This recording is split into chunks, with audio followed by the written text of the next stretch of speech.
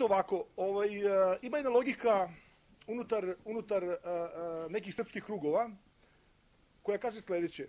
Hrvatska vlast je kupila oružje i napravila je neku vrstu paramilitarne organizacije širom Zagreba. A inače moram da vam kažem, to je dosta duhovito. Zagrebački policajci imaju maskirne uniforme koje su jako uočljive u gradu. To je napravljeno za partizanski način ratovanja. Ne, nema drugih. Nema drugih na tržištu.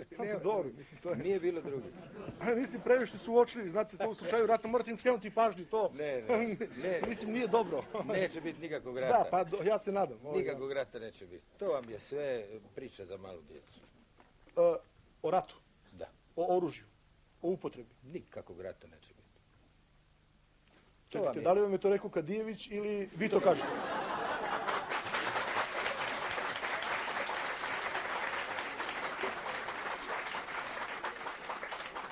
To kažem ja vama, a vi recite Kadijeviću. Ja ću reći čim dođem u Beograd.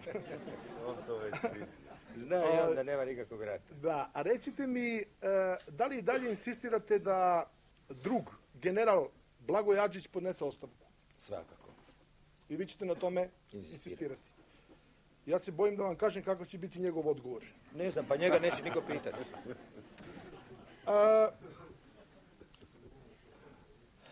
Recite mi, ovih dana smo imali dosta uzbudljivo vreme. Kako vidite ovaj rasplet i sastanak predsjedništva u Beogradu? Ima li tu pobjednika i poraženih ili su obe opcije ovako došle do shvatanja da je ipak potreban jedan miran rasplet? Pa gledajte, nema pobjednika i poraženi. Sjelo se za stol i iznijeli su se argumenti. Za jednu i drugu opciju. Jedna je država, federacija, a druga je savez država. I treću bi mogli reći, to je ovaj prijedlog Bosne i Hercegovine, dogovorimo se o sadržaju, a pustimo pravnicima da kažu šta je to. Prema tome, o tome se sad razgovara. I dobro je to da se sjedne, da se razgovara i da se što više razgovara, a manje da bude ovih plašenja kao što je do sada bilo. Htio sam da vas pitam vas osobno. Da li je konfederacija samo prvi korak vaše osobne političke platforme za stvaranje potpuno nezavisne države Hrvatske izvan Jugoslavije? Gledajte, nama se uvijek kaže kako je Europa došla sada u to stanje da se federalizira i da se integrira. Ali niko ne kaže da se prije toga evropske zemlje individualizirale. Mi smo napravili nešto drugo. Napravili smo jedan model, prvo unitarne, centralizirane, stare Jugoslavije, koje niko nije bio zadovoljan, pa ni Srbi. Pa 38. dolazi, kao što znate, stvaranje Banovine, kad se već federalizira praktično i stara Jugoslavija. Jer se vidjelo da na onaj način ti narodi ne mogu živjeti sretno. I onda dolazi rat, u ratu nijedna građanska stranka nije nudila izlaz. Jer nije mogla ponuditi izlaz na način da se stvori stari odnosi, kao što su bili u staroj Jugoslaviji. To nije prošlo. Prema tome dolazi Tito koji nudi bratstvo, jedinstvo, završetak građanskog rata i nudi rješenje nacionalnog pitanja. Jasno da je to i u ratu moralo proći poslije rata. A sad na stranu to zašto to nije sasvim se odvijalo kako bi svi mi htjeli. Tako da je opet nastala i malo centralizirana i malo unitarna i onda su ti tvorci Jugoslavije, te ratne Jugoslavije, 74. došli do zaključka, odnosno vjerojatno prije, ali onda zaključili i Ustavom iz te godine uveli konfederalne elemente u Ustav. Vidjeli su da jedino na bazi konsenzusa između svih naroda jugoslavenskih može doći do zajedničkog suživota. Ne može biti majorizacije. U redu. Jedan Hrvat je napravio Jugoslaviju, vi ste sljedeće godine predsjednik Jugoslavije, ako još bude, hoćete li je rasturati?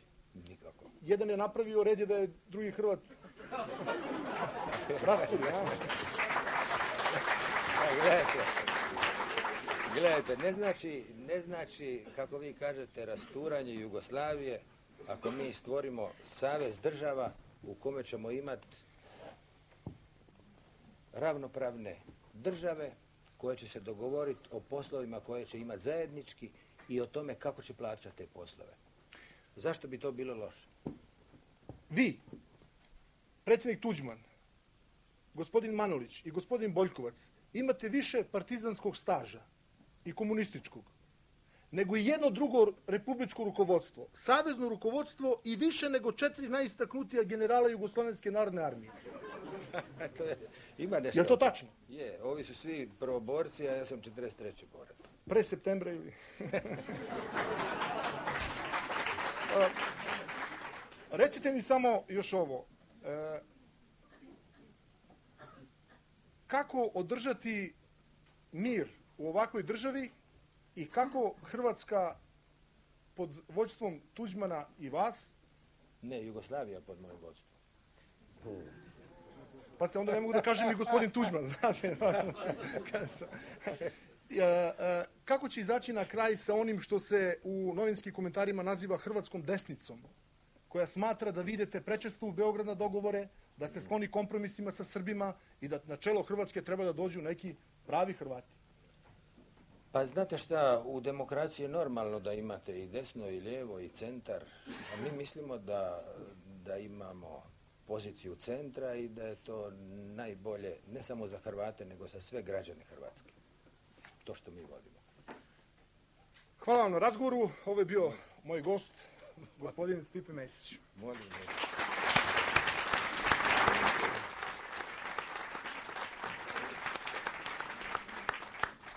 Ovog prividnog preimućstva koje je Saša nad gospodinom Mesićem napravio i da vas prvi put se služeći jednim unutrašnjim obaveštenjem koje nikada do sad nisam koristio ni zloupotrebljavao, zapitam.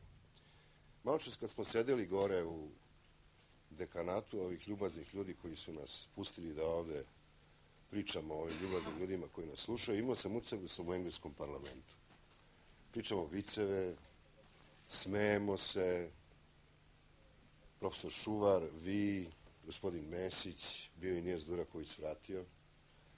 Kako to da s jedne strane uživamo privatno toliko razumevanja i tolerancije, a prekjuče svi ovi ljudi ovde, mi i ostali, koji su bili izluđeni onom mogućnošću da izbije rat, ne možemo da se sporazumemo da održimo ovu zemlju na okupu?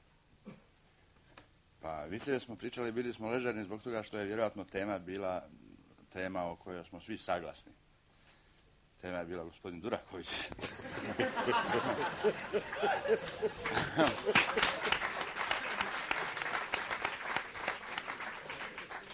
A mi smo inače u bosansko-hercegovačkoj situaciji dogovorili se da sarađujemo po svim pitanjima po kojima smo za sada saglasni, da onaj mali broj pitanja o kojima nismo saglasni postavimo po strani. Ima tu još jedna stvar koja, mislim, treba da se dalje eksplicira. Dušan Radović, koji je bio neobično duhovit čovjek, koliko god mrgodan, najviše na svijetu je volao pesmu koju su pevali Amerikanci 60. godina. To je bila jedna pop pesma, zvala se Srbi i Hrvati idu mi na živce. Da li je ta pesma i dalje popularna ovde kod nas ili ćemo možda pevati neke druge pesme? Pa znate šta, nije problem kad nekome ide na živce. Opasno je kad mu ide na prozor, na vrata, na krov.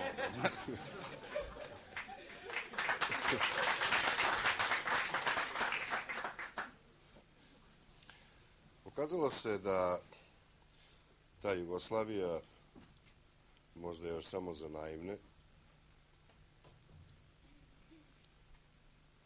predstavlja neku imaginarnu mogućnost, predstavlja nekakvu moru, nekakav košmar među političarima. Mi kao da imamo neke ljude koji nisu od nas potekli, još od pamtiveka iz doba staranja stare Jugoslavije pa do dana današnjeg.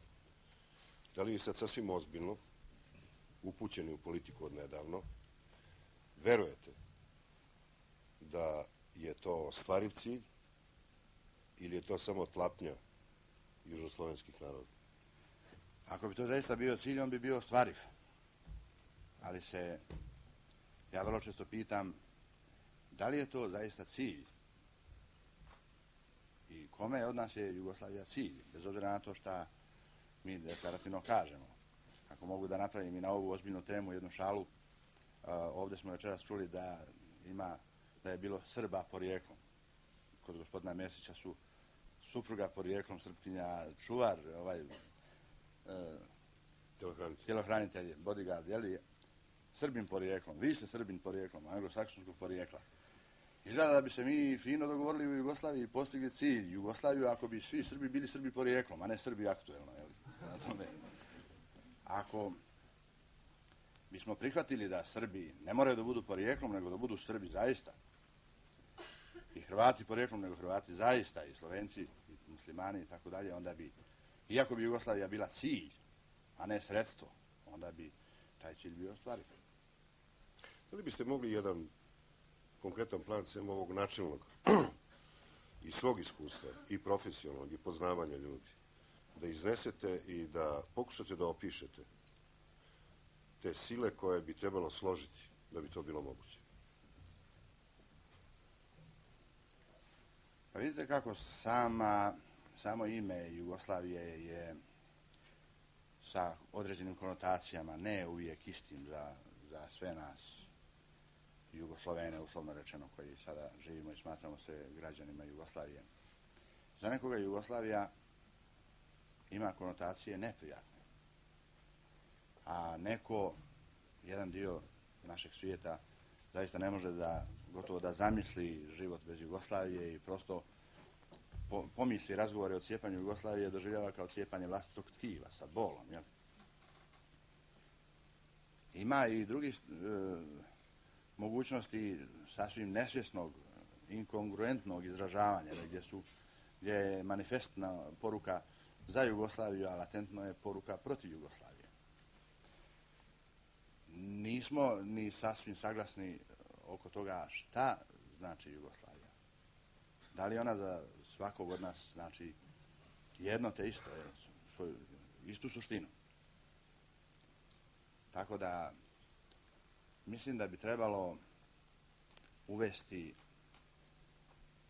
određeni stepen tolerancije i uvažavanja svačijih interesa i onda vidjeti da li postoje sile koje hoće Jugoslaviju. Jer mi, prema onome što do sada znamo, Jugoslavija je nastajala u trenucima ne velike sreće ili mira i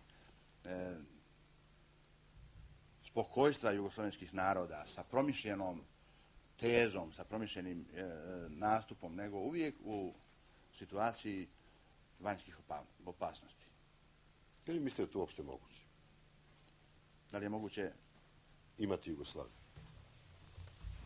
Pa ako bude vanjskih opasnosti, očigledno imat ćemo Jugoslaviju. Tu je prosto pitanje ravnoteže između centrifugalnih i centripetalnih sila. Europa je sada u ovom trenutku mirna, evropski nacionalizmi su primireni. Ja se bojim da evropski nacionalizmi nisu zauvijek gotovi, da bi možda Slovenci morali da vode računa o tome da jednog dana u nekoj ekonomskoj krizi će evropski nacionalizmi da ožive i da se okrenu prema slovenskim narodima, prije svega prema Slovencima i Hrvatima. Ja vas to pitam zato što izučavajući sve više taj problem, a možete mi verovati da je malo toga što o tome ne znam, stičem utisak da je to jedna sklepotina u koju mnogo ljudi želi da veruje, a malo ljudi koji izučava ima razloga za nju. Jer je sve učinjeno da ona bude tako sastavljena da bude apsolutno nemoguće. I kad pominjete te sile od kojih ona večito zavisi, onda kakav je to trud kojim se mi trudimo da je po svaku cenu održimo? Pa kažem, to je pitanje osjećanja sigurnosti, ontološke sigurnosti, nacionalne sigurnosti. Mnogi ljudi ni ne znaju zašto su za Jugoslaviju, ali prosto osjećaju da bi trebalo da budu za Jugoslaviju. Ako je Europa mirna, onda zaista se postavlja pitanje kako da se dođe do čisto racionalnih razloga za jednu zajedničku državu. Dajte mi jedan racionalan razlog za Jugoslaviju, molim vas.